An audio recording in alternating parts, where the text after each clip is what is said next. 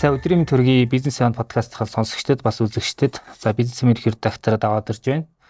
За өнөөдөр Capital Markets of Mongolia компани үүсгэн байгуулагч Золоо ирсэн. За Think Mongol гэж сүүлийн үед ийм think tank судалгааны байгууллага байгуулчих шиг боллоо. За мөн зарим одоо манай сонсогчд мэдэх бах те Lyman Press-ийн хамтран үүсгэн байгуулах. Гэхдээ одоо Lyman-тай бол нэг холбоог болсон гэж ойлгож байгаа те. Өдөр тутмын ажилдаа нэг тэгэл. Яг хөө би хамгийн түрүүнд юу сонирхох нь гэхээр өнгөрсөн 5 сард том хөрөнгө оруулагч Warren Buffett нэг хөрөнгө оруулагчтай хэд уламжлалт уулзсан шүү дээ. Том одоо баг наадам шиг те том баяр шиг юм болдог. Тэн дээр ингээ нэг өөрийг чинь Warren Buffett-аас нэг асуулт асуугаад тэгээ Warren Buffett нэг инфляцаа бодоод өгдгийн те үндэсний мөнгөний тэмдэгтэй бодоод хань шигэд барид тэргээс нэг тиймэрхүү ерөнхий зөвлөгөө өгсөн гээд тэгээ тэр үйл явдал ер нь яг яаж яваад тэр Warren Buffett тэр асуулт очиж гэдэг тэр их сонирхолтой байна л дээ. Тэр үйл явдлыг ярьж өгвөл. Манай нөгөө Capital Markets нөгөө CMM гэдэг компани маань нөгөө Сингапур, Нью-Йоркт Монголын хөнгө оруулалтын форум зохион байгуулж байгаа. Өнгөрсөн жилээс эхлээд. Тэгээ энэ жил анх удаа 2 дахь удаага Нью-Йорк зохион байгуулсан. Тэгээ яг манай Нью-Йоркийн ивентийн ирэх дараа 7 хоногт нь Warren Buffett ивент. Тэр 7 хоногт нь ивент нь байсан. Тэгээ тэр нь Америкийн Омаха гэдэг жижиг хотод болдог. Warren Buffett өөрхөн төрж өссөн одоо амьдарч байгаа хот нь баггүй. Тэгэхээр юу Berkshire гэдэг нэг гол компани тэндээ байдаг. Тэгээ жил болгон хувьцаа эзэмшлийн хурлаа тэндээ байдаг. Тэгээ хувьцаа эзэмшлийн хурлаа болохоор хажуугаар маш том тийм хөнгө оруулалтын өдөр гэж шийдэг болсон. Тэгээд жилдээ 30-аас 40 мянган зорж очдог жил болго. За тэрний хвчлэн дэлхийн олон улсын томоохон хөнгө оруулагч хөнгө олтын банкуд гэдэг маш том хөнгө оруулагч өөрсдөө компаниуд өөрсдөө очдог. Дээрээс нь Warren Buffett-ийн хөрөнгө оруулсан компаниуд нь тэнд үзэсгэлэн гаргадаг. Тэгэхээр ер нь бол бас нэг юм фестивал шиг баг шахуу.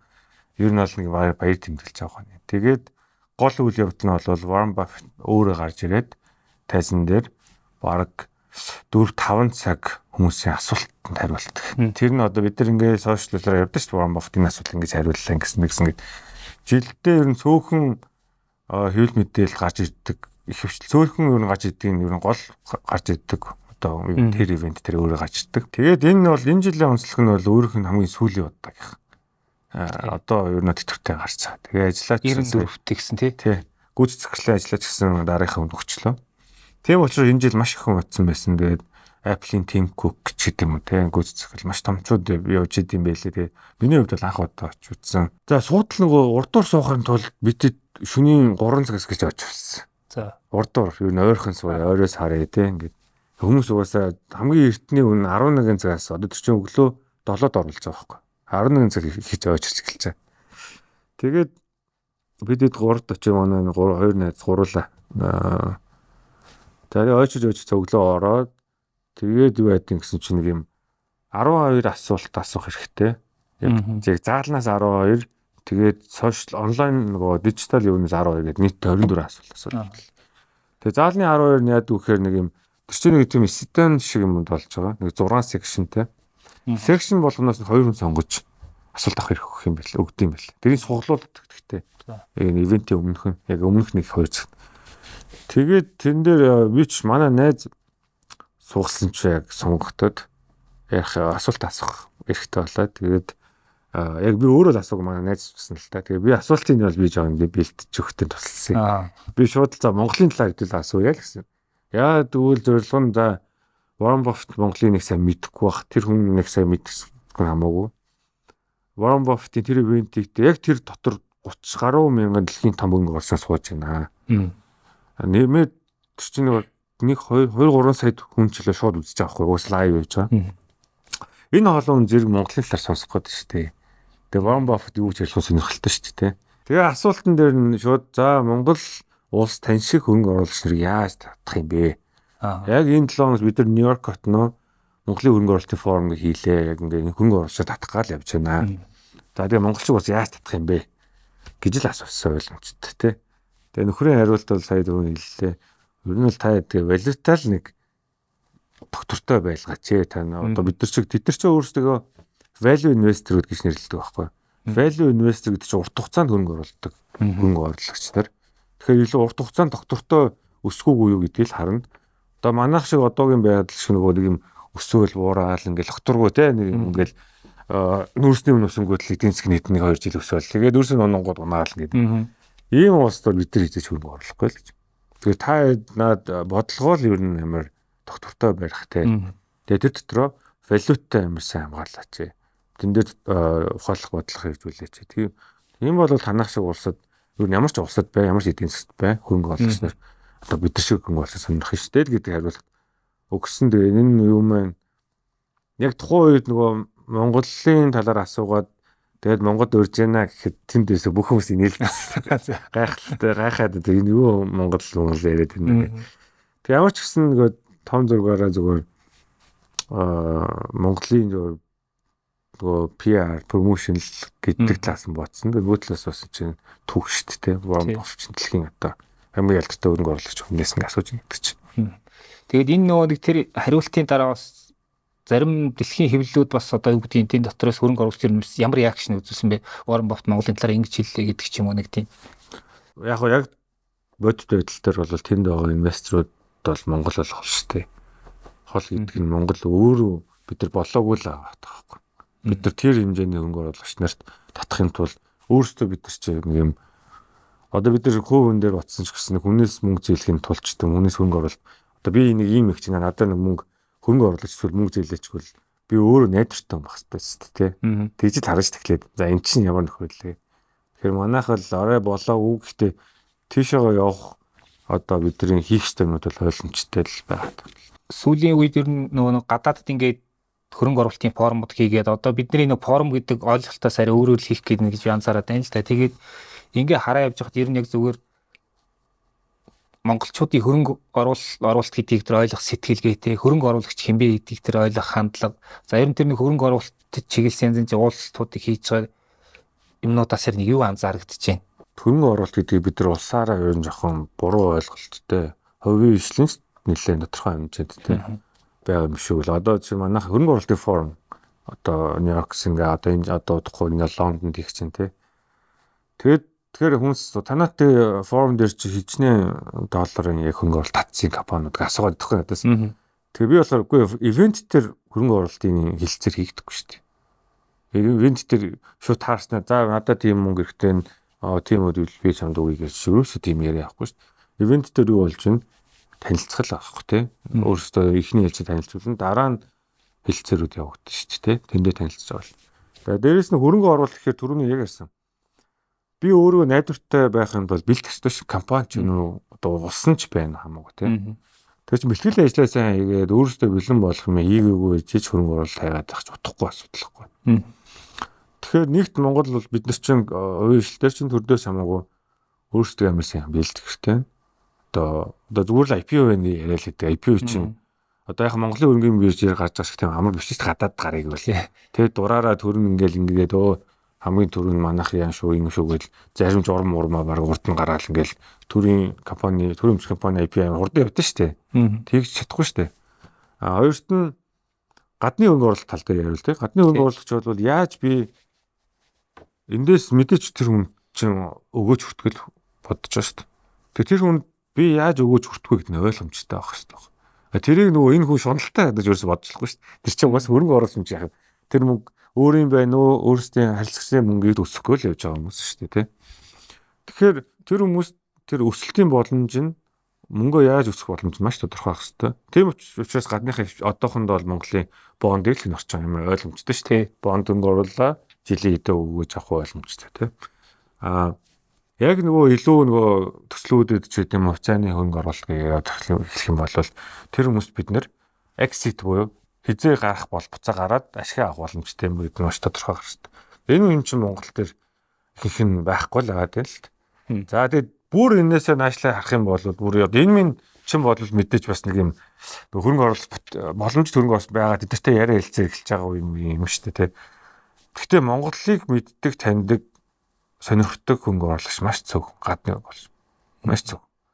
Тийм учраас энэ форум хийгээд ивент хийгээд тэгээ гадаашаа өөрсдөө очиод уулзъя учрыг ярилцъя юм байна манай юм байна ингэж яах шүү гэж жил болон очдог байх нь чухал байна. За одоо дэлхийд даяар за дэлхийн ингээд Америк хамгийн их мөнгө эргэлтүүлж байна. Америкт хамгийн том мөнгө нь эргэлддэг. Угаасаа дэлхийн Нью-Йоркт хамгийн цагуун төвөнд байна. За энэ эдийн засгаас хамаарал мөнгө нь хаашаа явах гэдгийг шийдэж шít. Одоо Америкийн төв банкны бодлогын хөвм өндөр байгаа л гэх юм бол Америк руу илүү мөнгө татагдана. Яа түлхийн найдвартай мөнгө өсөх боломж юм аа.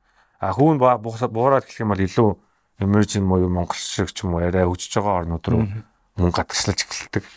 За тэр үед юу болох вэ те? За эхлээл мэдээж хөгжиж байгаа арай гайгуунууд нь авч эхлэн тэрний дараа frontier гэдэг Монголын ангилалд байгаа бүр жижиг улсууд руу хөрөнгө тодорхой хэмжээнд хөрөнгө. Нийт их хөрөнгийн 1-2% л явж байгаа шүү дээ дэдлөө. Тэгээ бид нар ч нэг тийм хөнгө хэрэгтэй биш. За тэгвэл Монгол шиг улсууд яаж нэхэр бидний нэг бодоод байгаа нь гадныхан гээл ложтой зогссон Монгол хөрөнгө оруулалтын юу вэ? Тэг ханаа уулгах гэж аваа бид нар ингээл мөнгө хий гэж юм ерөөсөө байх. Монгол шиг ус зөндөө ишлэхэд. Бид нар нөгөө өөр улсуудтай өрсөлдөж байгаа шүү гэдэг амарс ойлгох хэрэгтэй юм бол. Яагаад энэ хөрөнгө оруулалтын форум анхнаас одоо би хийгээд тэгээд хийгээ явж байгаа юм. Нью-Йоркт би 2 жил сурсан. Нью-Йоркт магистраа гээд. Нью-Йорк хотод ингээд Казахстан, Үзбекистаны төр хувийн байнга ирдэг байхгүй. Ивентээ хийн, хаалттай уулзлууд хийн. Би нэг удаа Казахстаны сангийн сайдын уулзалтанд хөрөнгө оруулалтын уулзалтанд очив. Тэр зүгээр л нэг олон улсын валютын сантаа уулзахаар явж байхдаа хажуугаар нь хөрөнгө оруулалтаа уулзах гэж уулзалт зохион байгуулж байгаа. 100 хэдэн хөрөнгө оруулалтын сангийн менежер суужсан. Тэгэл 2 цагийн дотор юмудаа хариуллаа. Тэр чинь яг Орос Украины дайны дараах. Хөрөнгө оруулалт одоо ер нь болж байгаа айдастай болсон эрсдэл харж байгаа байхгүй. Яагаад тэгэхээр Орос Казахстан руу дайруулах юм. Эсвэл Орос Казахстаныг контролох үзүүд яа. Ус тийм риск эрсдэл байгаа даа шүү дээ. Тэгэл бүгдэнд нь амар ойлгомжтой англи хэлээр нь хариуллаа. Ийм бүх асуултанд хариуллаа. Тэгэл явж байгаа. Тэгээ гэх мэтлэн зөндөө хийдэг. Тэгэхээр би монголчууд бид нар ч юу яагаад ингэ явахгүй байх юм бэ? Тэ? Төрийн манай одоо Нью-Йоркт бол Нью-Йоркт нүүб байдаг учраас маш их төрийн дарганаар удирдлагад ирдэг монголчууд. Гэтэ хинтэй ч уулзахгүй зүгээр ирсэн ч мэддэхгүй байжгаад чимээгүй яваад өгдөн шүү дээ. Одоо Монголд яагаад гэвэл Монголынхаа шүүмжлэгс айдын юм шиг байгаа. Одоо нөгөө энэ яагаад зугаалаа яваад. Уг нь бол тэр хүмүүс ажлыг л явж байгаа шүү дээ. Нэг нь Монголыг төлөөлөө явж байгаад том өдөрт албан тушаалт юм бол Монголыг сурчлаад явах нь чухал шүү дээ. Хөрөнгө оруулалттай уулзаад Монгол юм шиг. Тэр ажлаа ер нь бол маш муу хийдэг. За дээрэс нь энийг угаасаа иймэрхүү одоо манай хийгээд хөрөнгө оруулалтын ивент формыг ер нь бол төр засаг хийгээд юм байна. Одоо формыг ер нь төр хийгээд юм байна. Яагаад тэгэхээр нөгөө сайд нь дарга нь байнга солигддог те 1 жил байла 2 жил байла дахиад өөр юм болцдог. Тэгэл өөр юм яриад явна. Сүл хийхгүй гэн те. Эн чинь нөгөө татвартай ээж ижил амжилтанд хүрнэ шүү дээ. Үр дүнд хүрнэ те.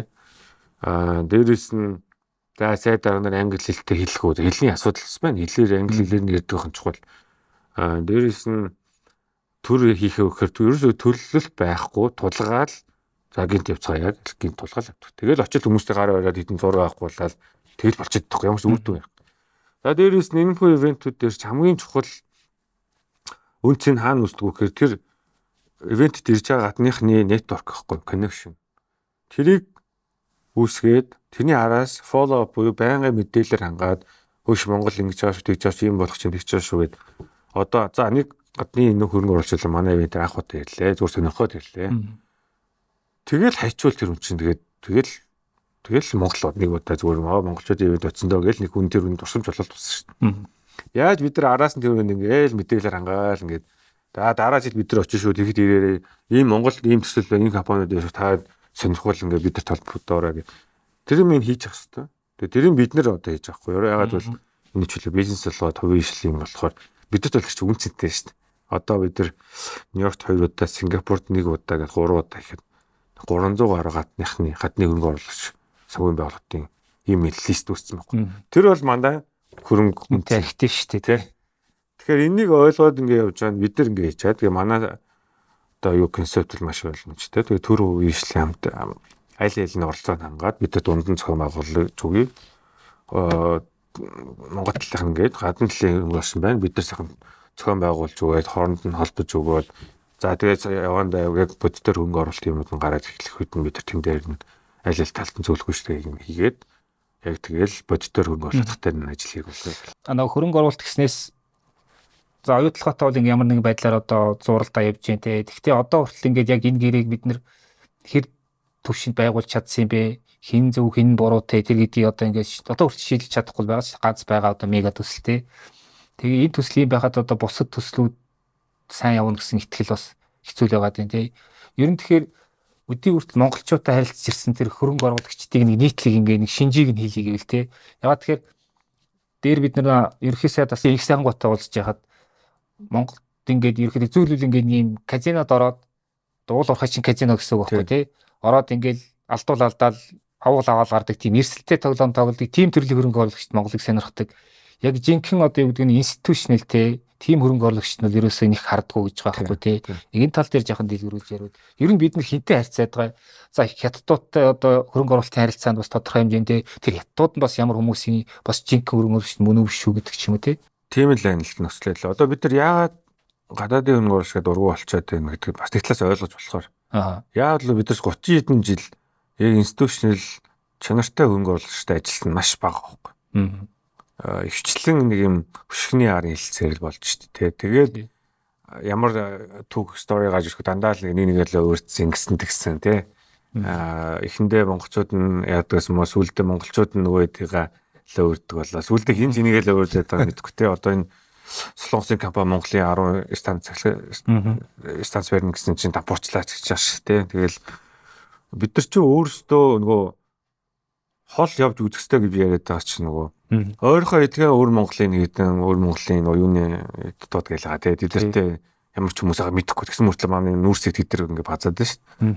За Солонгос гэхээр л нэг ер нь бүтэхгүй маягийн хүмүүс ирсэн ч Солонгосууд яасан гэл ингээд нэг эндээс холж чадахгүй 30 жил боллоо шүү дээ. Тэгээ өөрөөсөө бид нар явж үзээгүй учраас саяны хэлсэн казино тоглох сонирхолтой ер нь эвгүй хөрөнгө оруулагч Монголд ирж сонирхож ирж шүү дээ. Тэд нар тэр мөнгөнд бас хаанаас олж ирсэн мэд эвгүй мөнгнүүд те. Тэгэхээр тэр мөнгийг бол тэд алдсан ч хамаагүй гэсэн хүмүүс бас байгаа шүү дээ. Тэгэхээр энэ юм чи өөрөө авилгалыг зэгцлүүлнэ. Яг тийм бодит нөлөө импактыг бас үзүүлэхгүй зүгээр л хамгийн их мөнгө яаж болох вэ гэж явж байгаа шүү дээ. Тэгэхээр ингээд сайн жишгүүрхтэй байх ш нөгөө талаас нь. Одоо бид нэр саяхан одоо Эрдэнэ ресурс байна. Одоо зөвхөн одоо алтай болж эхэлж шүү дээ. Хөтөөч хамгийн анх Торонто хөрөнгөний бишээр гараад дараа нь Монгол дээр гараад одоо давхар бүртгэлтэй байдаг баг өөр байдаг ч л баг ганцхан байна уу те.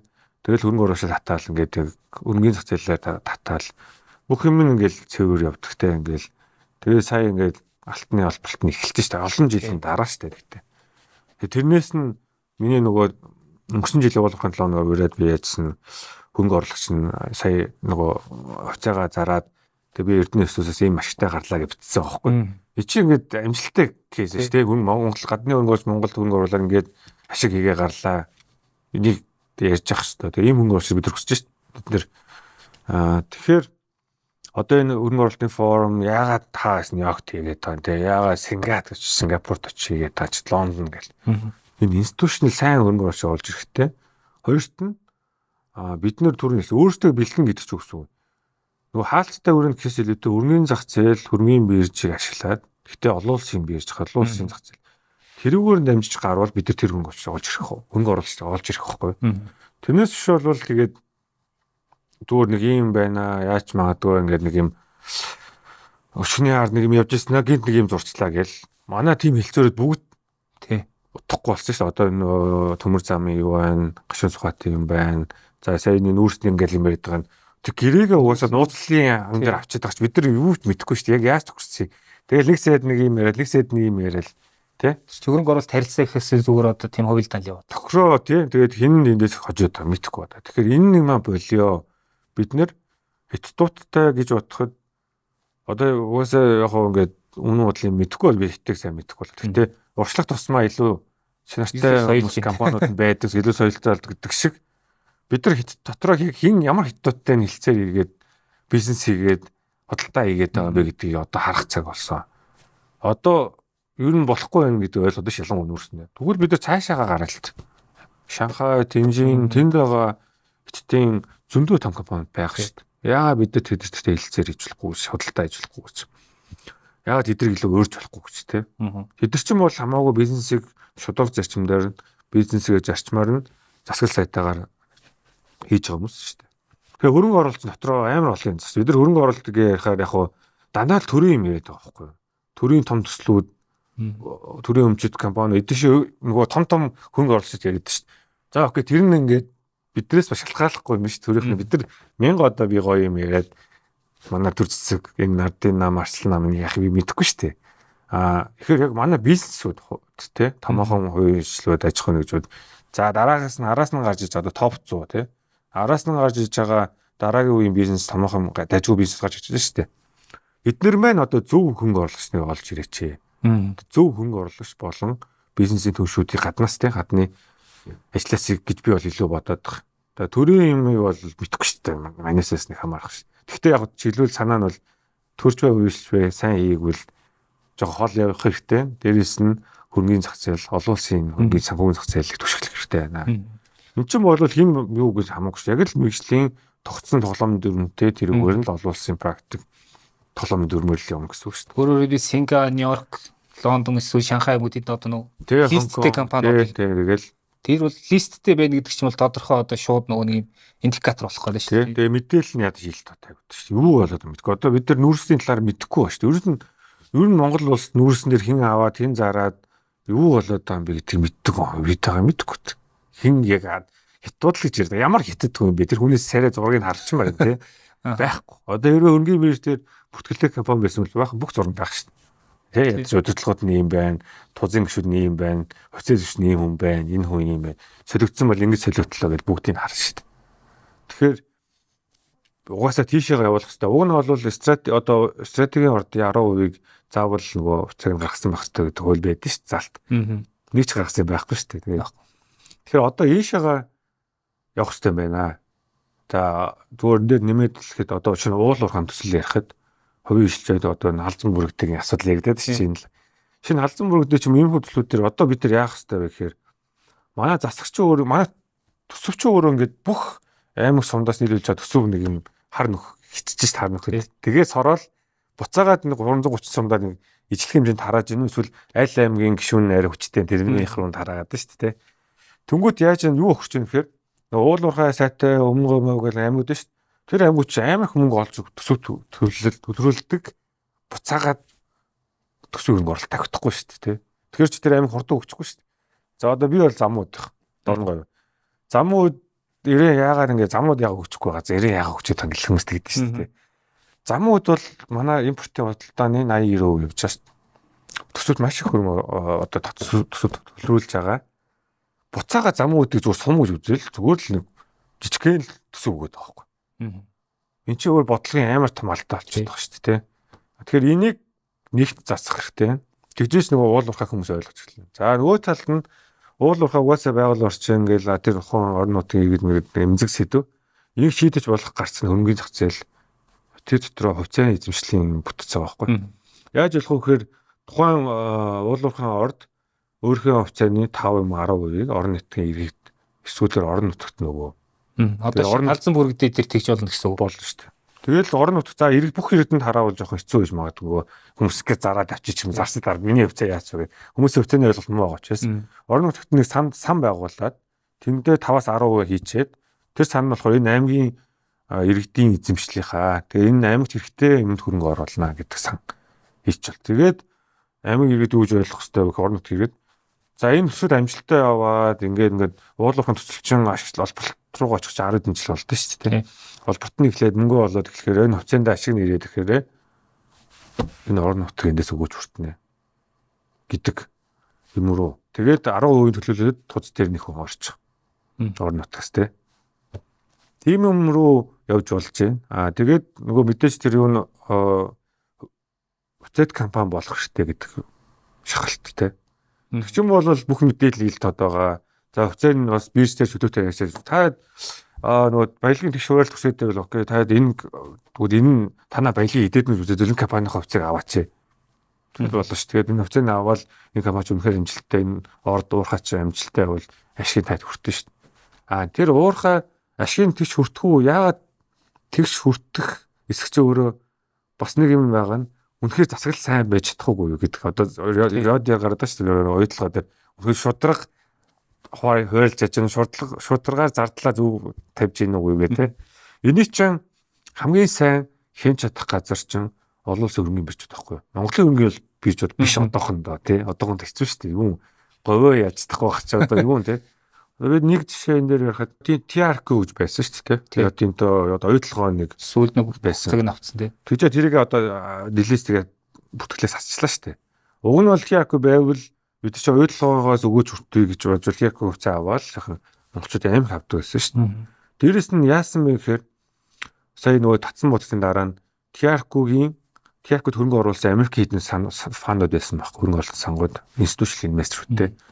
Тэд нэр заргалтаад 100 сая доллар илүү хэдэн сая доллар буцааж авахар болсон. Яасан бэ гэсэн чинь 2017-18 оны үед танах Rio Tinto гахаа шүүхтэд танах зардлаа ингээ буруу гэж тайлгнасан. Зардал нөгөө яг ингээ тооцооллын дагуу зардал явж байгаа гэд ингээ хилээ яваадсан.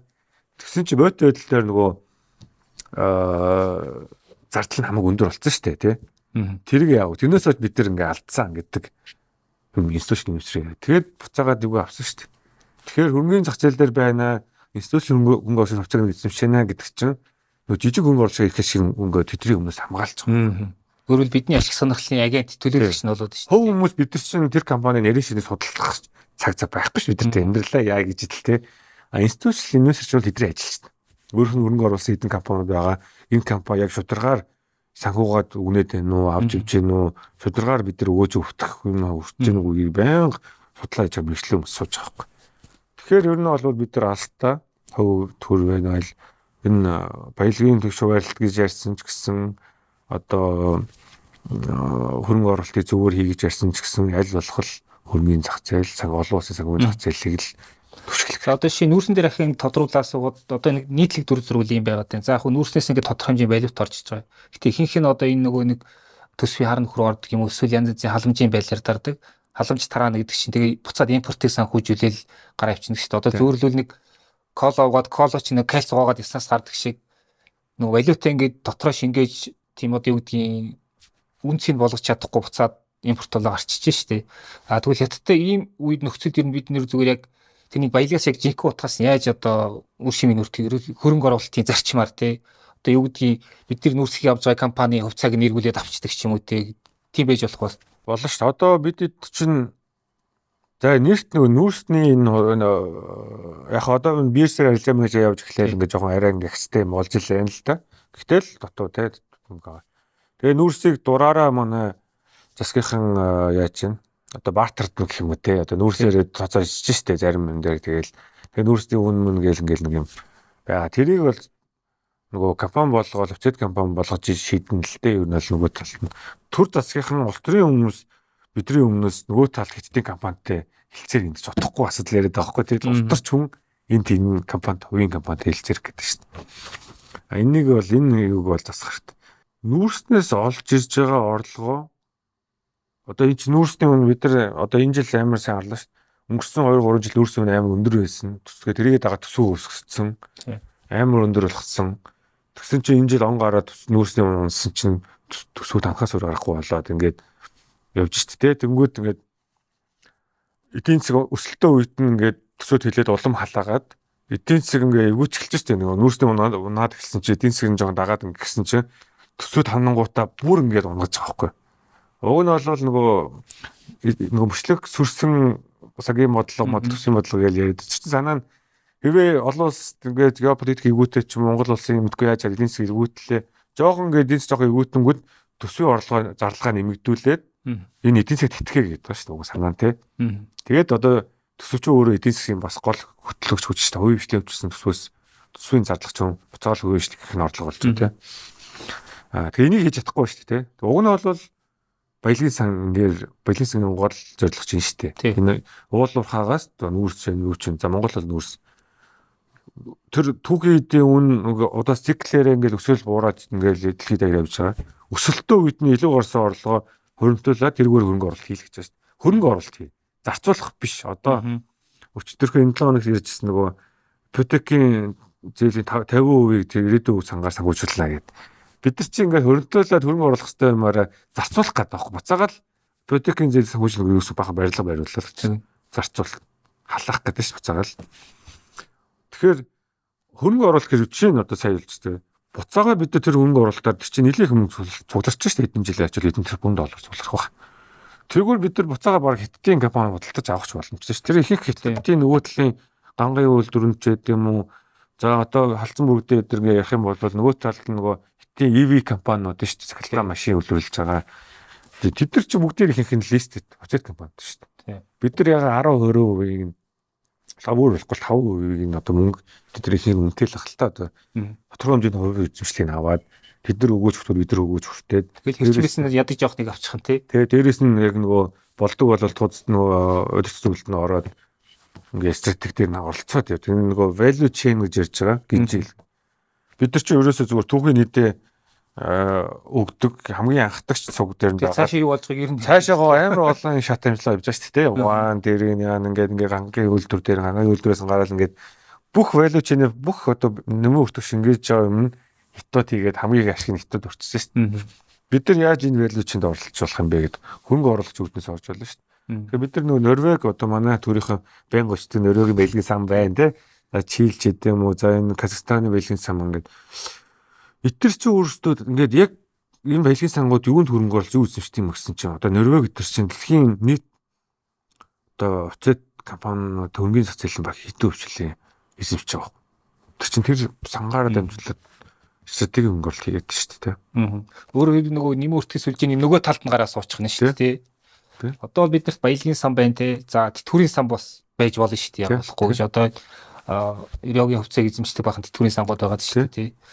За тэгэхээр нөө баялагын сан гэснээс түрүү бас ярианд хальт урц одоо баялагын тэгш хууль, шудраг хууль гэдэг ингээ нөө улс төрчдийн манипуляц хийдэг нэр төм авна шүү дээ тий. Ерөн зүгээр яг одоо энгийн Монгол хүний хувьд тий одоо чивэд нэр одоо залуучуудын хувьд ч гэдэг юм уу ер нь бидний үр хөвгтэй бодох ч гэсэн энэ баялагын хууль, шудраг хууль гэдэг энэ дээр нь яг ямар ойлголттой байх хэвтэй. За тэгээ баялагын тэгш хууль гэхэр чинь тэгш мөнгө тарахыг юусоо хэлэхгүй шүү дээ. Хүн болгонд 300 сая өвчлөө тэгээд энэ баялагын тэгш хууль. За нэг юм өнгөө дээр хүн болгон дээр нэг данс нийслэн нэг юм харуулад даа тэнд хүн бол тэгш хөвөө. Ерөөсөө тэгш гэдэг ойлголтыг тэгш мөнгө тараана гэж ойлгочихор ч нэг юм болохгүй ойлголт. Дээрээс нь тэгж яваад амжилтанд хүрэх юм гэж байхгүй чинь социализм юм бид нар юм болоод байгаа юм те төрсөн төлөвлөгөөд эдгэнс болоод байгаа юм. Тэгэхээр чинь илүү шудраг гэдэг тал руу явах хэрэгтэй шүү дээ. Тэ fair буюу шудрах хууль юу байх юм бэ? За хууль гэдэг үг маань ч өөрөө сонь те. Хин хууль гэдэг те. Тэгээ нэг юм нөхөр хиний юм хин хууль гэдэг. Шийдвэр гарах нэг нөх том нэлээд том юм байгаад тэр нэгээ цахан өөр хүмүүстэй юм тарааж байгаа юм шиг те. Манайсыг харж үзэж байгаа юм шиг те. Ийм болоод дээ шүү дээ. Энэ хизээч сайнаар дуусахгүй сайнаар үйлчлэхгүй. Тэгэхээр хэдүүл энийг ингээд яг цаад зориг санаа зориг бол зөв. Одоо бид нар энэ байгалийн баялаг гэдэг зүйлс Монголын ард түмэн монголчууд бүгдээрээ л ашиг өгөөж нэг хүртмээр шүү дээ тий. Тэрийг бол бүгд байдаж байгаа. Гэтэ яаж вэ гэдэг чинь бол бид буруу хийгээд байна. Одоо үндэсний баялагын сангийн тухай хуулийг дэмжиж байгаа гэж манай оюун ишлийн томчууд очиод ерөөсөө тэр очил сая ярьж лээ. Юуг нь дэмжиж би ойлгохгүй байгаа. Тэр одоо тэр яг хуулиа харуул чинь 3 сан байгуул, тэг 3 сан хөрөнгөлийн сан юу гэдэг дэмжихээр тийм хууль одоогийн хууль биш байхгүй. Ингээд бүгдээрээ хувийн эрхтний төртөөгөө нийлээд ингээд попрод яваад шүү дээ. Ер нь бол юм. Юу нь мэддэхгүй гоё үг. Үүний цаана юу байгаа юм мэддэхгүй. Баялагын шудраг одоо хуваарлал за юу гэж нэрлэх хэрэгтэй юм бэ? Ямар ч нэг санаа нь тгий гэж үзчихвэл дахиад хөрөнгөний зах зээл рүү л хавс. Одоо төр өөрөө тийм хүмжтэй байж ирнэ яах гээд. Бид нар бүгдээрээ олон жил 30 жил харлаа ш. Төр өмчтэй байгаа төр өмч компанид байхаар яа тий. Бид намын хүмүүс очиж суугаад лагчлууд нэгээл. Дээрээ доош бүгдээрээ штэ. Намын нэг ахын хамаатны их чин цэвэрлэгчийн хийгээс ахгуурлал явна штэ. Ер нь л тий. Тэгээд тэр чинь маш худалдаа авалт тий. Эрдэнэ төлөвлөлт чинь жилд хичнээн тэрбум 100 тэрбум худалдаа авдаг гэж. Хинний юмыг худалдаж авах гэдэг тэр шийдэж шин. Бид нар тэгэл эргээл нөгөө хэдэн улс төрчийн улсын нөлөөний хэдэн намын хүмүүсийг л илүү хүчтэй байлгах юм яриад шүү дээ. Одоо баялагын сан дээр бүх стратеги ордуудын 34% байлганаа. Зарим нь 100% байр те элитийн 100% байхад ба шүү дээ. Тэгээд байхгүйнуудын 34% нь оруулъя гэж. За тэгээд төрийн төлөөлж нэг хэдэн дарга нар очих гээд шүү дээ энэ санаа нь те. Буцаал ингэ төрийг л хамруулах юм яриад шүү дээ. Төр чинь өөрөө зөв тэгш хууль газар мөнгө биш гэдгийг бид нар угаасаа ойлгоод шүү дээ бүгдээрээ. Хуулийнхаас өмнө за хуурлна л та одоо бид нар 300 мянга өгөөд байгаа шүү дээ тий. Хуульчлаа тий. За яг шууд дуудахаар нь л тэр худалд чинь нөхдөө чи хэр хэдийн хувийг нь идээд байна гэдэг чи өөрөө сони асуудал шүү дээ тий. Энэ дээр бас нөгөө талаас нь одоо уулуурхай юм байна уу? За ингээл эрчим мөч хөдөө аж ахуй за ямар ч төрөл энэ чинэг төрлийн капиталыг л бид нар эргэлдүүлээд дээ шүү дээ улс орнороо тий. Капитал өөрөө хүнд байвал илүү үр ашигтай юм бэ гэдэг асуудал. Төрд байхаараа үр ашигтай нөхөр үр ашиггүй байна шүү дээ. Бид нар тэрийг олон жил харлаа шүү дээ. Төр капиталыг өдөртөөд үр ашигтай ингээд авч явж байгаа байхгүй. Хувийн биш л хамаагүй савч шүү дээ. За хэрвээ апу хөвчлөгдөөгүй апу төрд байсан бол одоо ямар компани багс мэдэхгүй шүү дээ. Хэцүү шүү. Одоо Монгол шуудан 34% авчилсан ч гэсэн яаж өөрчлөгдсөнийг бид нараас харж байна шүү дээ. Тэгэхээр Төрийн банк 5% л гарлаа. За өвчтөд компани болсон тий. Окей, өрийн биш таарсан. Тэгэл одоо хүртэл төрийн өвчтөд компани шиг л байна шүү дээ. Сая би ингээд Төрийн банкны удирдлагуудыг Лондонгийн ивентээр урьж байна. Юу таад үнгүү орооч гэсэн чинь томилтын зардал байхгүй. Төсөв тансан бидний бүх томилтын зардлыг тийг тансан гэж байхгүй. Энд чинь өвчтөд компани шүү дээ. 5% өвчтөд эзэмшнэр хэдэн мянган хүн байж шүү дээ. Төрийн банк болохоор ийч явж болохгүй. Нөгөө банкуд өрсөлдөгч банкуд нь дэлхийд дээр яваад хөрөнгө санхүүжилтад татаал томроод явж идэг. Төрийн банкныхан болохоор ингээд бидний төрийн дарга нарын юм явж идэг ингээд тэгсэн мөртлөө хэдэн мянган хувьцаас юм шүү дээ. Тэгээ хувьцаас нь охирч байгаа байхгүй нэг үндэ. Тэгээ энэ нэг юм болох хэвээр. Тэгэхээр миний зүгээр харж байгаа нь уулуурхай баялаг дээр бол төр хөв эзэмших ямар ч шаардлага байхгүй. Тэрний хооронд роялти татвар өдрөө өндөр аваа. Хангалттай сайн аваа. Шууд сайн зөв аваа. Тэгээ тэрнээр л ажиллах шүү дээ. Хувь эзэмшил аваа ямар ч хэрэг байхгүй шүү дээ. Хувийн эзэмшилт нь үг гэхдээ шаардах юм нь заавал тад олуулсан болон дотоодын өрнө биштэй давхар гарсан багсч гэдэг юм тий. Дотоодын орон нутгийн иргэдэд 5% өгсөн багсч гэдэг юм. Тиймэрхүү юм тавьж болно шүү дээ. Төр эзэмших яах тийм. Тэр яг бид нар нөгөө одоо 35 жил болсон ч нөгөө дарга нар бүгдийг шийдэх гэсэн дэр сэтгэлгээний нэг тойрогоос ерөөс гарч чадахгүй л да. Одоо сүүлдээ бүр нөгөө төрийн өмчт компаниуд чинь бет гэдгийг юм томилоод за бетл ирэхэд бүх юм шийдэх юм гэдэг юм сони юм руу буцаад орчлоо шүү дээ. Тэгтэл тэр чи одоо бүр 91 оны бүгд найрамдах Монгол ард улсын үеийн нэг тэ хуулийн үндслийг ашиглаад ингээл яваад байгаа тий. Тэгтэл мэддэг одоо эн чинь яг төр зүрийн ашигтай ажиллагааны сайнаар нөлөөлөгч одоо бид нар явах цан биш л байгаа шүү дээ. Тийм шүү дээ. Одоо сая эдгээс тавталгаа дээр бет тавьсан чинь сарын дотор борлуулалт хэдэн өслөө гэж ерхийсэд тавьжээ. Тэгээ юу гэсэн одоо тэр компани удирдлагууд нь байгаа гэдэг. Дахиад заавал нэг хяналтын нөхөр очиж үйл ажиллагаа сайжрах гэдэг үлдчих одоо болохгүй л. Ягаад удирдлагууд нь байгаа гэдэг. Тэгээ би бүр тэрийг бол гайхаалаа. Тэгэхээр одоо бид нэр төрийн өмчт компаниуд чинь төсөөсөө бараг том хэмжээний компаниуд болчиход болох гэдэг шүү дээ. Эдгээр яаралтай реформ хийж хөвчлөхийг хөвчлээд ер нь бол төр ингээд төрөмч компани байж болно. Ямар тохиол байж болох вэ гэхээр нийтийн бараа гэж ойлголтоо шүү дээ. Одоо заавал ашигтай ажиллагаа явуулах албагүй. Гэхдээ олон нийт хэрэгтэй бараа үйлчлэгийг түгээж байгаа. Одоо дулааны цалаас систем үү те. Тэр заавал ашигтай байх гэдэг алба байхгүй шүү дээ. Тэгэхээр тэр чинь ард түмэн олон нийтийн төлөө юм хийж байгаа. За тэгээд одоо юу гэдэг нөгөө хогны компани гэдэг юм. Заавал албагүй гэсэн юм уу бэ шүү дээ те. Нөгөө тэдэргээ төрөмч компани байлж болно. За эсвэл зарим тохиолдолд яг онлоороо бол нөгөө хит монопол болох гэдэг салбар байдیں۔ Одоо нэг зөвхөн нэг тоглогч байх боломжтой. Тэгвэл хувийн огчгоороо тэр нөгөө үнийг контролдоод хамаагүй яаж гадаг тэгэхээр төрд байя гэдэг. За тиймэрхүү юм байж болно тий. Бусд нь ямар ч хэрэггүй байхгүй. Яагаад төр болгоно компанитай байгаа. Яг ингэ бас сайн бодвол ямар ч харин тэр чинь өөрөө төрийг улам нөгөө авирлахжуулж байгаа байхгүй. Төрийн улс төрчдгийг. Тэгээд эднийгээс ангичрах юм руу л явах хэрэгтэй. Гэтэ энэ бол маш хэцүү л ахaltaа. Одоо хэдэн айлч намын хийх хүсэхгүй шүү дээ. Одоо яг Монголын том компаниуд дээр нэг юм шүүмжлэлт хөнгөц байдаг. За яг банкнууд бол яг тодорхой хэмжээгээр гадагш яваад бас ингээд мөнгө босгоод байна шүү дээ тий. Тэгээ ялангуяа ногоон мөнгө бол бас нэлээд их санхүүж татчих шиг байна. Гэхдээ яг ийм том одоо үйлдвэрлэлийн салбарт ажилладаг ийм том компаниуд ягаад гадагш байна? Яг нэг жинхэнэ нөгөө нэг институционал хөрөнгө оруулагчтай уулзаад тэдэртэй яг тийм юм одоо юу гэдэг нь тий. Жинхэнэ ёсоор бизнес хийж гадагшаа яаж гарах гэсэн тийм нэг юм тэмүүлэл ер нь харагдахгүй байдаг шүү дээ тий. Байхгүй шүү дээ. За одоо сүүлийн 2-3 жил төв аз руу гарын маа гэж юм яаж эхэлчихлээ шүү. Гэтэ одоогоор сүртэй мөвцөн нь бол алга байна. За шинэ бизнес хийх гээд фейл чак хийсүүдэл их байна. Тэрнээс л их инновацлыг хийж байгаа юм их алга байна тий. Тэгэхээр эн чинь нөгөө яг л нөгөө бид нар чинь нөгөө төр засагч айлгүй гэж бизнесүүд ч өөрсдөө одоо трансформ өөрчлөх шаардлага үүсчихэд байгаа байхгүй ингээд шал өөрөө бизнесийг шал өөрөө хийдэг болох тий өмнө нь бол за нэг хэдэн тендер аваад бизнес дээр босч хөл дээр босч юм байна гэж хардгаас мөл одоо тэр үеийг өнгөрөх хэрэгтэй болох гэдэг шүү дээ. Гэхдээ яг одоо хүртэл тэр хүчтэй л яагаад байна л нөгөө гаднаас яагаад хөнгөө гаднаас мөнгө хэрэггүй шүү дээ. Бодолт говь жилд хэдэн 100 200 тэрбум төгрөг гэлээ 3% хүүтэйгээр нөгөө цагаан алт хөтөлбөр ямар хөтөлбөрчлээ нэг засгийн баах хөтөлбөр байгаа шүү дээ. Говь тэгэл маш хөнгөлөлттэй зээл жил болго авчихна.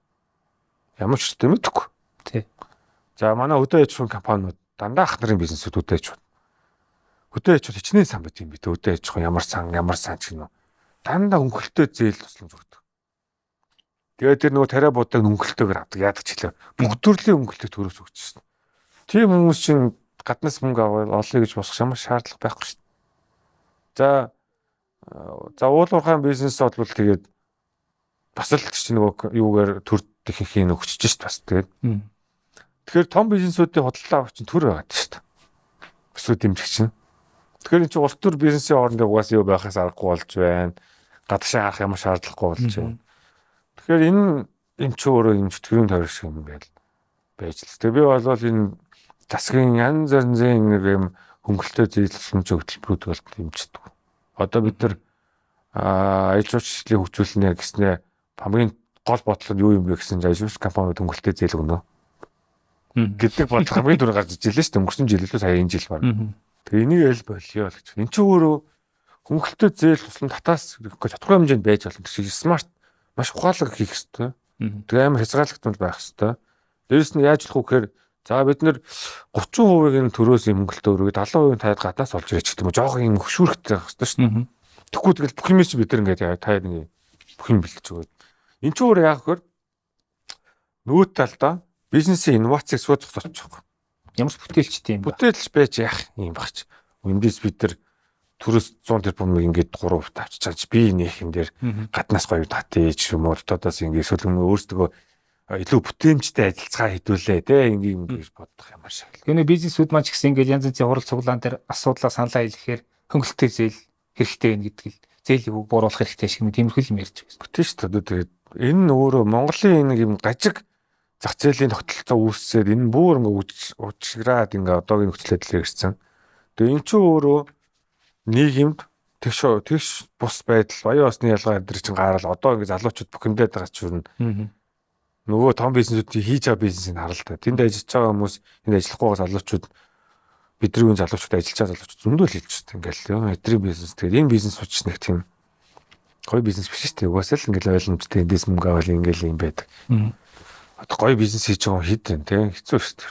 Тэгэхээр одоо яг ийм нөхцөлд юу гэдгийг залуучууд ер нь чи бид нэр бас одоо зүгээр нэг бүх юмыг хаяад бас зогцоход бас хайшаа чи те ер нь одоо юу гэдгийг ямар чиг баримжаатай нөгөө нэг ямар үнэт зүйлстэй зоригтой яах вэ гэдэг асуулт байна те. Тий, тэгээд одоо манайт нь одоо яг 2 жилийн өмнө нөгөө Нью-Йоркт төгсчөөл буцах уу байх уу тэгээд нэг яг жоохон ажиллах гэж үзэх үү тий ажиллаж болох л. Тэнд ажиллах боломж байсан. Тий ажиллаж болно. Яаж чагаал ажил болно шүү дээ. Тэнд бол тэгэл ялангуяа санхүүгийн хамтлал тэгээд тэгэхэд л бодож ирсэн. Тэгээд тэр үедээс найзууд ч гэсэн наа ажиллаач л гэдгсэн ямагт ч ажиллаач гэл. Би бол тэгээд буцаж юм хийжсэн дээр юм байна. Эртгэн ч гэсэн эхэлж явах хэрэгтэй юм байна. Монголд илүү их одоо юм хийж бүтэх боломж байна. Орон зай байна. Америкт одоо гадны том банк компани хэдэн мянган нэг болоод нэг зүгээр ингээд ажиллаад явах нь их би баг амьдралын хэдэн жилийн зүгээр тэмээ өрөх юм биш үү. Яг мэдээж энэ жоо илүү орлого мөнгө олсон л доо гэхдээ гэж ботсон. За нөгөө талаас тэгээд нөгөө би энэ талаар жоохон бичдэг болохоор хүмүүсээ тэгээд ер нь амар Монгол боддоор харуул хэцүү шүү дээ. Монгол бизнесээ хийгээд Монгол ирээ ажил амьдрал хамаагүй бага орлоготой болно. Эрсдэлтэй тэгээд орчин хотод ялангуяа өвөл хэцүү байна тий. Тэгээл ингээл бүх юм хэмтэй дүүжрэлтэй гэх. Гэхдээ би нэг юм одоо энэ чинь нэг юм бид нар чинь нэг Монгол залуучууд нэг юм тодорхой хэмжээнд нэг юм эх оронч үзэл байх хэрэгтэй юм шүү. Яг би асууж эх оронч гэж юу нэг ямар хүн хэлээд байгаа гэдгийг. Бид нар чинь эх оронч гэхээр Монгол улсаа хөгжүүлээ, монголчуудаараа энэ улсдаа сайхан амьдрал гэж байна шүү дээ. Юм амьдралын чанараа сайжруулцгаая. Одоо тэр чинь зөвхөн мөнгөний асуудал биш шүү дээ. Орч байгалаа орчин гэдэг.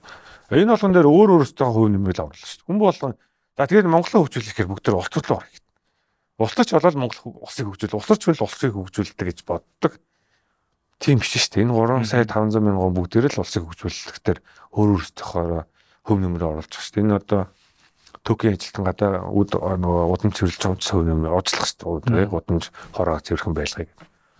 Тэгэхээр улс төрч байж хамгийн нөлөөтэй хамгийн өвдө өөрчлөлт хийж чадна гэдэг бодох буруу аахгүй. Бид нар одоо сүүлийн хэдэн жил маш олон лаглаг босготой залуучууд улсууд орохыг харлаа. Яг бодтоор өөрчлөлт хийж чадсан уу гэхээр маш хэцүү шүү дээ. Ялангуяа усыг хүлэн гүшүүн болвол яхаас ашигуд болчиход шүү дээ. Бодит тэгвэл залуу байгаа дээр бодит өөрчлөлтийг хаана хийж чадах вэ? Хувийн ишлэр хийж болж байна. Илүү хараат бус байгаа юм хийвэл хийж болж шүү дээ. Төр доор маш их юм баригдмал болно шүү дээ. Нөгөө том жижиг гэж бодлтгүй өөр хүн болгоны онцлог биш шүү дээ. Зүгээр урлагийн салбарч гэж болно. Одоо би урлагийн юм сонирхтгүй. Гэхдээ гээл миний харж байгаа зүгээр орчин үеийн залуучуудын нөгөө төрний бизнесээр яж ашиг нэг юм инновацлог ингээл гоё бүтээлчээр юм гарч ирж байгаа залуучууд байна уу маш бага л байна шүү дээ. Тэгэхээр салбартай бид нар чинь нөгөө инновацлог, шинэлэг шал өөрөөр сэтгэл юм хийн. Яагаад ийм байх хэвээр энийг бид нар өөрөөр хий гэдэг юм хийх хэвээр л байгаад байна л. Гэхдээ энэ бол маш их нөгөө тийм амар биш. Тэгэхээр жоох амьдралынхаа хэдэн жилийг зөөлнө гэсэн үг. Тодорхой хэмжээнд тэр хугацаанд нэх мөнгө болохгүй байж магадгүй. Зарим яг амжилттай байвал мөнгө болно. Гэхдээ л үлбэр зөвхгүй шүү дээ. Тэр нь бол тэгээд Монголд бол зөндөө ажлын боломж байна те. Тэгэхээр ер нь тийм байгаа ч хэдүүлээ нэг Монголд хэрэгтэй юм бод хийя. Өөртөө төвшөнд тэгж бодчих ажиллая. Тэрнээс бол би яавал одоо илүү хурдан мөнгө болох уу гэдгээс илүүтэй давхар нэг юм энийг хийгээд гэхдээ би энийг хий. Би одоо ингээл багийнхандаа ч гэсэн өөртөө хэлдэг юм. За энийг хий. Гэхдээ бид нар өмнө хийжсэнээс юугаар ялгаатай, юугаараа шинэлэг хийж байгаа юм бэ гэдгээ дандаа гарч ирсэн шүү дээ. Тэгээ бид нар бүх залуучууд тийм ямаар байна. Дээрээс нь миний бас шүүмжилдэг юм яг ямар чиглэлд одоо Монголд хэрэгтэй салбар чиглэлд юм хийдэг байх нь бас чухал байгаа шүү дээ. Одоо байгаль орчны ногоон хөгжил, ногоон юугаар ингээд сүүлийн үед гайгүй боцортой болгон тийшээ сураад байгаа. Яг бол олон улсын тэтгэлгүүд нь зөндөө байна. Янз бүрийн тэтг хөтөлбөрүүд зөндөө байна. Окей, жирээд олон улсын байгууллага ажил боломжууд байна. Гэхдээ Монголд зөндөө олон асуудал байна шүү. Тэрнээс өөр тулгамдсан. Монголын үдэ аж ахуйн салбарыг хөгжүүлэн байна шүү. Ахнаар чадахгүй шүү дээ. Ахнаар ингэ чадахгүй. Ямар ч инновацлог байхгүй. Хийж байгаа хэдэн трактороо тавиал гэдэг хүмүүсэд ингээл хүчээр ажиллуулаад тэгэл нэг юм юм байж шүү дээ. Энийг хэн хөгжүүл арга шатна залуучууд гараа. Залуучууд сэтгэлгээ шинээр сэтгэн, шинээр ингээд дараагийн шатна очно. Тэгэхээр бид нар чинь өөрөөхөө улс орноо жоохон таньж мэдээд бидэрт ийм салбарууд, ийм хөгжүүд хэрэгтэй байна гэдэг ойлгоо. За бид бол энийг шийдэхдээ би ингэж оролцоо гэж жоохон боддог байх хэрэгтэй биш үү гэж. Тэгвэл одоо бас ингээд босролтой гэж за босрол гэдгийг янз бүр ойлгож байна. Гэхдээ нэг юм хэл устай нэг гайгүй сургууль сурцсан тий гадаад бодод сурсан ч гэдэм үү чадвартай нь бол Монголд бас цөөхөн шүү дээ. Бүх бас тийм биш. Тэр залуучууд маань хаана ажиллаж байгаа вэ гэдэг дээр ч анхааралтай байх хэрэгтэй. Одоо ихэнх нь ирээл олон улсын байгууллагад ажиллаж байна. Яг бол цалин өндөр ажлын орчин юу амар амархан. Нэг комфорт зон. Тэгэл ийм комфорт зон дээр ажилладаг тэгэл. Тэгэхээр би ингээ юу ч харддаг хэрэг чинь эдийн засгийн ширүүг л хараад л бас хүний нөөц гэдэг чинь нөөц шүү дээ. Улсын хамгийн том нөөцүүд нэг. Яг Монголд байгаа хамгийн чадварлаг хүний нөөц нь хаана ажиллаад байна? Одоо бид brain drain гэж яриад байдаг шүү дээ. Brain drain гэдэг тарих яа монголоор юу ч авчлаа тал. Тэгээд гадагшаа гараад байна. За гадагшаа гарч яана окей гарч байгаа. Дээрс нь дотоодд brain drain гэж юм болтой байхгүй. Салбар хоорондын brain drain гэж болдог. Тэрийг харуулаад Монголын хамгийн топ одоо лаг залуучууд нь хаана ажиллаад байна гэдэг чинь гайван за уул уурхайд байна. Санхүүгийн салбарт байна. Олон улсын байгууллагт байна. Өөр нь салбарт байхгүй шүү дээ. Тэгвэл өөр залуучууд бид нэр зарим залуучууд үнэхээр улс орны импакт юм бодвол яагаад тэр өөр бусад салбаруудаар ч өөрийгөө чаленж хийгээд энэ салбарыг хөгжил бие хувь нэмрээ оруулъя. Энэ дээр би шал өөр ажиллая гэдэг орчлохгүй тий. Өдөө аж ахуй эрүүл мэнд боловсрол өөр үеийн зөндөө салбар байх шүү дээ. Тэгэхээр жоохон ингэж сэтгэлгээний хувьд хэдүүлээ жоохон ийм боддог болох хэрэгтэй юм биш үү гэж. Яг тэгээ хувь энэ бол жоохон хэцүү юм бид нэг амар хүнээс ингээл шахаад дгүй. Яг тэгэхээр тодорхойгүй байдлыг утгах гэдэг шүү дээ. Чи ингэж ажиллаад орлогч ир явах нь хажууд чинь нөгөө нэг найз чинь уулуурхад орсон шууд цалин амар өндөр аваад байдаг. Чи нэг ингэ яваад байдаг. Тэгвэл яг энэ ийм болно бол бид нар урт хугацаанд бүх юм харах хэрэгтэй байна. Монгол улстай ялангуяа 10 жил, 5, 10 жил, 20 жилийн дараа Монгол улс сайхан болох юм байна. Одоо хөгжөөд явах юм байна. Миний энэ ажиллаж байгаа салбар томрох хэрэгтэй юм байна. Би тэгээд тэр томруулах чинь чамаас хамаарх гэдэг чинь. Тэгээд би хэр ажиллах уу гэдээс хамаарх юм байна. Салбарын залуучууд, салбарын хүмүүстэй одоо өнөглөж ажиллахаар би ярих хэрэгтэй байна ч гэдэг юм гэж бодох хэрэгтэй биш. Одоо олон ч хүн ярьж байгаа ингээд монголчууд нэг үнэт зүйлсийн төөрөгдөлд орцсон те. Ер нь яг одоо ингээд нэг мэдхэд ингээд өөртөө янз янз юм наацсан те. Айгу тийм модны айдинууд өөртөө наацсан. Тэгээд нэг харсан чинь ингээд ер нь би хин байх хэрэгтэй юм бэ гэж ийм том асуулттай болчиход шүү дээ. Тэгэхээр бол өөрийн чинь хувьд ер нь бас яг залуу үнэ авч гисэн цаашдаа тэр нэг үнэт зүйлсийн тал дээр нь бас өөртөө ямар тийм тодорхойлт өгсөн явдаг бай те. Би ер нь ирээдүйд яг монгол хүний хувьд ихэндээ тэр чинь бас монгол хүн байх гэдэг шүү дээ мэдээж те. Хин байх хэрэгтэй гэдэг тэр энэ дэр үнэт зүйлсийн тал дээрээс ч сонирхож асуумаар л да. Тэгээ энэ амар хэцүү юм бэлээ. Би нөгөө Америкт байхдаас Америкт сурдаг монгол оюутнууд ихтгэл тавих боломж хараад. Тэгээ монгол мөрөөдөл гэлтгэл тавьчихсан байхгүй. Тэр чинь нөгөө тэр залуучууд юу нэгэл монгол буцаж амьдрах уу, сурах уу, төгсөөд явах уу мах уу гэл. Тэгээ хинхэн ер нь тэгээд тэндээ жоохон ажиллаж байгаа л баг тэндээ гадаад ихнэр нөхөртөө болол тэгэл хин тэндээ л өрөөлдсөн шүү дээ. Эсвэл олон жил 5-аас дээш жил гадаад амьдарч байгаа ер нь буцаж Монголд ирнэ гэдэг чинь өөр амар хэцүү болчихдог байхгүй тэгэл. За тэгээд яг энэ дээр ингээд бодохоор яагаад бид нар нэгт ингээд лост болчиход байна гэхээр манай ус төрчнөр одоо удирдлагууд ерөнхийлөгч нь байна, ерөнхий сайдын ч байна уу тийм намын удирдлагууд энэ хүмүүс ямар ч оюун санааны манлайлагчтай биш байгаа байхгүй. Тийм ерөөс ярихгүй шүү дээ тийм. Уг бид нар бол тэднээс тиймэрхүү л мөсөж байгаа. Тэрнээс бол ийм юм бариад үг, станц бариад үг, уурхай ажиллаад үг тэгээ илүү хөнгө болоод гэдэг юм ерөөсөө тэр чинь хамгийн чухал биш шүү дээ. Хамгийн чухал улс энэ улс одоо бид нар Сингапурын хөгжлийн нууц гэдэг ном маахан шалгах шиг байсан. Тэгээ тэрийг ойлгосон юм уу? Тэр ном Сингапурын хөгжлийн нууц чинь тэр сүмдэл хүмүүсээ бид нар улсаараа ийм улс болох хэвээр бид бүгдээр хичих хэвээр шүү. Буюу улсынхаа идентитийг тодорхойлонгуудаа тэр хэдэн саяулаар нийлж явж шүү дээ. Монголд болоход манай улс орчноор ямар яаж яриад өгөхөр за би лаг хүн би энийг чи шийднэ ингээд ийм хэлцээрүүд тэгээд бид нар илүү хөнгө болно. Тэгэхээр тэр нь төр төсөвт болно. Тэгээд гой тараана гэдэг л юм яриад шүү дээ. Таны амьдрал хэцүү нөө тэгвэл бид шийд төсөөс гаргуулъя.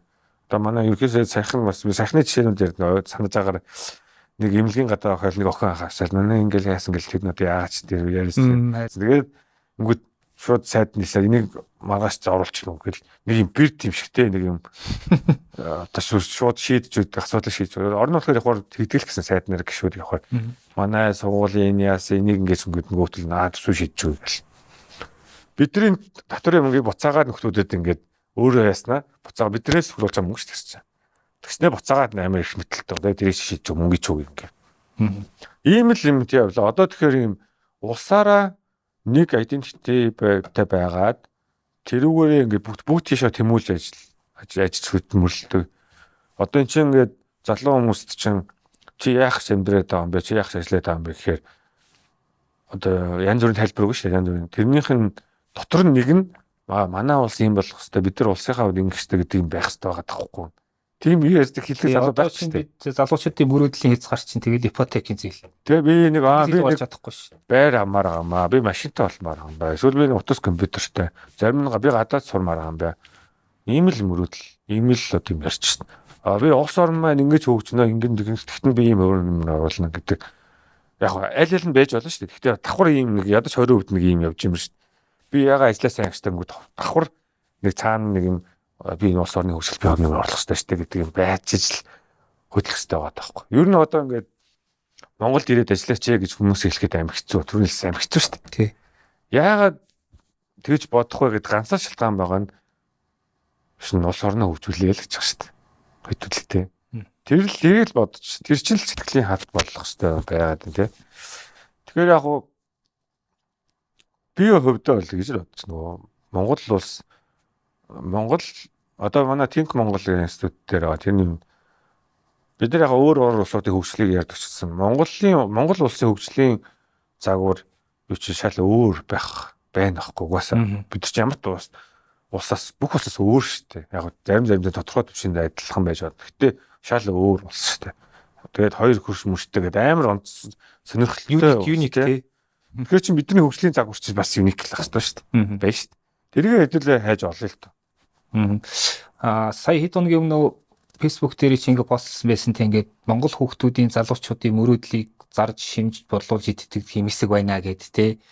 Тэгээд ингээ ерөөсөө тэр бол надад ихтэй бас аягүй эмзэг сэдв туссан. Ягаад тэгэхээр угаасаа одоо боловсролын тэгш ус байдал, орлогын тэгш ус байдал гэл тэгш ус байдлын асуудал зөндөө гарлаа тий. За тэгээ одоо эрүүл мэндийн үйлчлэгийн дээр ч гэсэн ингээ аягүй тийм онцгой дүр зургууд аягүй их байна тий. Тэгэхээр одоо энийг дэлгэл яах вэ тий. Ер нь яг боловсрол гэдэг сэдв рүү орохоор бас бид нар одоо боловсролыг бас нэг талаас ингээд яг уу сурах боломж маш их боллоо те одоо баг их сургууль сурахын хэрэггүй зүгээр маш их мэдлэг. Гэхдээ нөгөө талаас эн чинь ингээд одоо юу гэдгийг яг бидний одоо тэр амьдралын чанарыг сайжруулах ёстой тэр хэсэг рүү энэ бодлогонууд нэлээс явахгүй л байгаа даа. Би ч одоо 7 дугаар анги хүртлээр замуудад суманд одоо амьдарч төрж өсөө тэгээд тэндээ сурсан шүү дээ. Тэгээд 8 дугаар ангид хотод орж ирсэн. Тэгээд арай нэг тоондоо гайгүй байсан болохоор манай ээж л гэж бодсон. Энийг гайгүй юм шиг ингээд тэгээд санхүүгийн боломжтой байсан болоод ч юм уу тэгээд альбед ордог гэсэн болохоор тэгээд ирээд сандад орж ирсэн тухай тэгээд Монтурк төгсөж ирсэн. Тэгээд хотод ирэх хувийн сургууль тэгээ. Хөдөөний сумын сургуулиас хотын одоо хувийн Монголын топ сургуулиудын хоёрт нь одоо Монтурк сандад сурсан ба шүү дээ. Ингээд тухайн үед хүүхдэд нэг юм боддог шүү дээ. Одоо эргээд харахад тэр оронд л босрлын нөө тэгш бос байдал ялгаар амар болож. Хөдөө манай найзууд юу ярьдгүү суманд те. Хотод ирээд ангийнхан юу ярих вэ? Шал өөр юм. Тэр хүмүүсийн мөрөөдөл шал өөр. Үз шаарж байгаа юм шал өөр. Хотод ирлээ дэлхийн ийм сургууль сурах юм уурыг мөрөөд айл 7 8 дугаар ингээд тэрэндээ бэлтээ те. Ингээд хажуугаар төгөлдөр ормоор юу муугээл ингээд явж байгаа. За бүр болохгүй л яхаа мөсийн тэр санхуд нэгэн ихтэй сурна даач гэдэг юм те. Хөдөө сумд яаж хийж байгаа нэгс мост орвол яаж хийж байгаа гэж байна шүү дээ. Эсвэл зарим нь бол юу темс тавьчихсан шүү дээ. 8 9 төгсөд те. Тэгээ энэ хоёр мөрөөдөл шаал өөр. Дээрээс нь боловсролын чанар, багш нарын чанар, сурах бичгийн чанар, сургуулийн чанар те. Шаал өөр гэдэг би өөрөө туулсан байлээ тэгээд харахад нэр тэгээ энэ бол яг хөө тэр сургалтын төвүүд бол энэ чинь байгалийн зах зээлийн зарчмаараа л үүсчлээ л да. Тэгээ энэ дээр бол нөгөө зөвхөн мөнгөний төлөө нөхдүүд нь бол их байна уу? Хитрхи их байна. Одоо тэр тэрийг яаж энэ чи явж байгаа тэгэл хайл босрол гэдэг чи өөрөө нөгөө төрнийс нийтийн баг аахгүй. Босрлыг л төр мөнгө хайж дэмжих ёстой шиг хийх ёстой. Тэгээ тэрийг хийж чадахгүй шүү дээ. Босрлын яам, босрлын салбарынхан өөрсдөө хитрхи ялцсан байна. Тэгээд улс даяар байгаа сургуулиудыг бид нар одоо өөрсдөө дижитал үндэстэн гэж ярьдаг. Тэгээд дижитал юу лээ? Тэр хийж чадахгүй ш болсол тэр. Уг нь бол чи одоо орчин үед бүр амархан болчиход байна шүү дээ. Бүх сумдууд, бүх сургууль одоо 10 жилийн энэ байгаа улс даяараа сургуулиудыг дижиталаар холбочлоо. Хүүхдүүдэд дижиталаар хичээлээ үзэх боломжийн хүчилтэй хамгийн наадсан.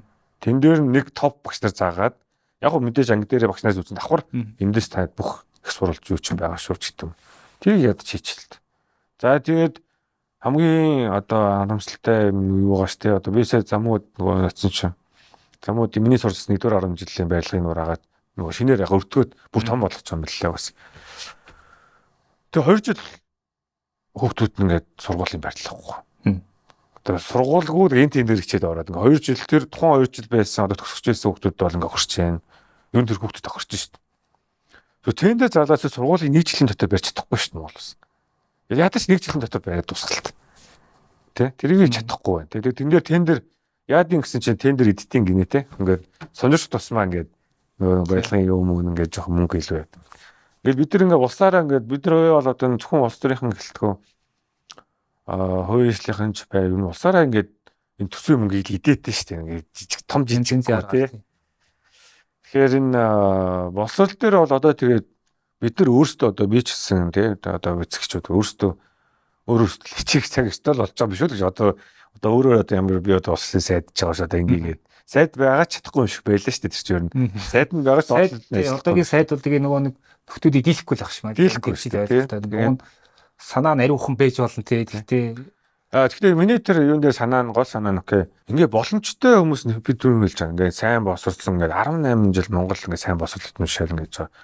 Тэр хүүхд залуучуудыг ингээ ерөнхийлөгч нь 2100 юу лээ ерөнхийлөгчийн илгээлт 2100 гэсэн 2100 хүүхдийг сум болгоны 330 сумаас идэвхжэлтэй яа гэж байгаа. Гадны их сургууль суугана. За тэгээд гайгүй босролтой гайгүй боломжтой айл хүүхдүүд нь бүгд гадаж явж сурна гэж байна шүү дээ. Тэд нар чинь бакалавртаа гадаад сурна гэдэг чинь өөрөөр хэлбэл монгол хүмүүс баг биш болно гэсэн үг байхгүй. Нэг талаас сэтгэлгээний хувьд. Явах нь явж болно л да ямар мэржлээс хамаарат. Гэхдээ ийм ихээр ингээ гадаад сургаадах юм бол ихэнх нь монгол буцаж ирэхгүй. Юм тийм бэл. За ирээд одоо би ажил олгож болоод би ч 5 жил боллоо ш ажил олгох дандаа л залуучууд ажил тавьж. Гадаад бакалавр төгссөн хүүхэд ажил авна амар хэцүү. Монголоороо ярьж бичиж ойлгодог нь ховор. Маш дутуу амар тэн дээр амар дутуу тий. Би чинь Монгол бизнес хийж Монгол юм ихэд монголоор юм бичүүлчих гээд идэг тий. Эсвэл монголоор хүмүүстээ яачих гээд идэг. Тэгээ Монголынхаа юм гэдгийг мэдтгүү компаниудаа одоо төр үеишлээ одоо юу гэдэг энэ хүнийг мэдтгүү энэ компани мэдтгүү амар хэцүү. Тэгэхээр эн чинь өөрөө бид нар энэ өөрөө том зургаараа ингээд олон жил ингээд явах бол энэ амар том хямрал юм байна. Одоо чинь Солонгос тэдийн инженер, Японд тэдийн инженер гэл бид нар яг зүгээр наана ингээд гоё ингээд том бэлтгэл бэлтгэж байгаа мөртөл тэгэл ихэнх нь бол тэгэл тентхийн компаниудын инженер гэл бэлтгэж байгаа юм. Тэгээ ягаад тэгвэл би одоо гагч ягаад мөс дээр бид нар төсвийн татаас тавьмаар төсвийн татаасаа мөс дээр тавьчихлахгүй. Мөст мөнгө өгөхөд бид нар буруутгах юм байхгүй шүү. Мөсийн дээр лаборатори анги темпийн хэд дахин сайжруулъя л да. Мөс дээр гадны том профессорд мөнгө төлж авчиръя л да. Манай төрийнхэн чинь тэрбум төгрөг юу ч биш л алдсан байл шүү дээ. Тэгээд бид чинь мөс төсвөөс бараг мөнгө авдгүй гэж ойлгосон шүү дээ. Сургалтын төлбөрөөр хийх юм болгодог гэдэг тийм. Тэгээд мөсийн захирал удирдлагуудыг төрөөс томилхий боловлох хэрэгтэй. Бос улсын яамаас тийм. Бийж болохгүй шүү. Тэгээд тэр чинь угаасаа л хамаг ялзлалын их ингээл ямар нэг ашиг сонирхол тээж өгөх яваал тэгэл ингээд тэгэхээр мөсөн энэ сургуулиудаа нөгөө хараат тус удирдлагуудаар хангадаг тэгтээ төсвөр дэмждэг сургуулиудаа сайжруулмаар шүү дээ. За ер нь подкаст өндөрлөе гэж бодож байна бас нилээ золоотох нэг буу халъя гэж бодож ирсэн сайгал суулаа. Тэгээд яг хуу подкастыг бас тийм нэг одоо пессимист өнгөөр төгсгөөд яг хуу тэгээд ер нь яг зүгээр ялангуяа залуучууд таанд хэлэхэд за Монголд амьдрахад гэхдээ бас амьдрахад бас ингээд яг дэвдгийн ёс зүйтэй мэдлэгтэй бор хөдөлмөрөө одоо өөрийнхөө хүчээр ингээд чинэлэг амьдрахад хэцүү город зовлон багасаад юм л та. Гэхдээ бас одоо дэвдгийн чинь бидний их орн те Монголд амьдрах бас сайхан шалтгаан гэж бас байх гэдэг шүү дээ. Амьдрахын гоён те тийм нэг хоёр шалтгаан нэрлээ тэгээд айл подкастад босхий та тийм ээ. Түрүү ингээл би ч баг устарч шиг л байж. Гэтэ хөвгөн өөргөө бодно штэ. Би яагаад Монголдо юм игээл ингээ яасан гэл өөрхөө очсон карьер юу бодно штэ. Би бол хүн чи ямар ч хүн тэгэл амжилт байдэн штэ. Хөвөө бодно штэ. Нэлийн. Тэгээ Монгол жишээ нь би юу ч болсон гэхээр хувьдаа харахад Монгол би гадаад зүгээр нэг компани ажилтаа игээд за үнэхээр бүр топ одоо компанид нь топ юу болол явахгүй бол амар мөнгө хийж чадахгүй. Тэ тодорхой хэмжээ зайлаа аваа. Тэгээд баг гадаад ажил амьдардаг залуучууд ер нь нэгээд хоримтлал үүсгэж чадсан уу хийж чадахгүй хаа штэ. Яг үнэхээр яг бол дагаад өртгөн өндөр штэ. Тэрний хооронд би Монголд ирээд бизнес хийж байвал за эхлээд жоохон мөнгө олохгүй гэж магадгүй штэ. Би 5-10 жилийн дараах айл эдний хөлөө байсвар олцсон. Гадаад ажилласан хамаагүй л мөнгө олдог болно л ч утсан. Одоо ингээд энэ дээр ингээ харахаар ингээд одоо үеийнхнээ би ч мөсөд бизнес төгссөн, үеийнхнээ зарим төгсөөж шуулгаад шаавсан хүмүүс байна. Зарим эндээ үлдээд одоортой ажиллаж чинь те. Эндээ үлдээд ажиллаж залуучууд ихэнх нь ингээд салбартаа ингээд өөрийнхөө компани өнө захирал өөрөөсөө компанитай амьдралын төхөндсөн те. За тэрний хооронд нөгөө талдаа ингээд төгсөөд гадагшаага явцсан залуучууд байна. Ихэнх нь харахаар зарим нь ингээд сурж морно гээл зарим нь очиод нөгөө хөдөлмөрийн хар ажил гэж бас тэ хийхээр явсан ч юм байна. Одоо янз бүрийн асуудал байсан болно л доо.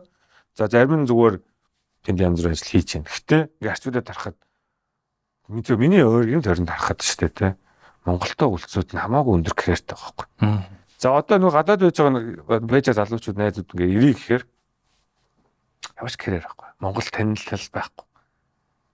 Бизнес юу хийх юм мэдэхгүй. Тэгээ яагаад бол гадаад ажил амьдрахтаа нарийн мэрэгжил эзэмш чадаагүй.